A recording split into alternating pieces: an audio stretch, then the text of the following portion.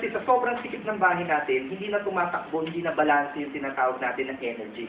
Nagiging negative na instead of positive.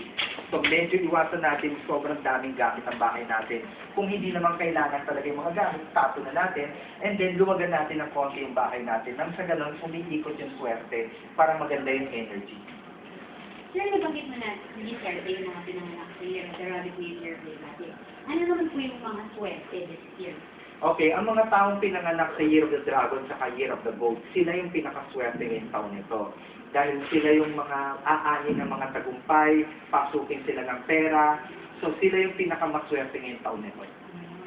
Sir, back to dun sa ugali ng mga pinanganak sa Year of the Rabbit, bukod sa mga mahiyain, yung mga New Year babies, ano ba ang mga iba pang mga personalities ng mga pinanganak sa Year of the Rabbit? Okay, yung mga ugali ng mga Year of the Rabbit kasi, kung minsan, mas madali silang magtampo, mas madali silang sensitive. Kumbaga sa konting may masabi ka lang, syempre, medyo mas nagdadamdam sila, madali silang tamaan. So, hindi sila katulad ng mga ibang zodiac sign palaban. Ang mga Year of the Rabbit kasi, more on sensitive. So, hindi sila tumatanggap ng mga criticism.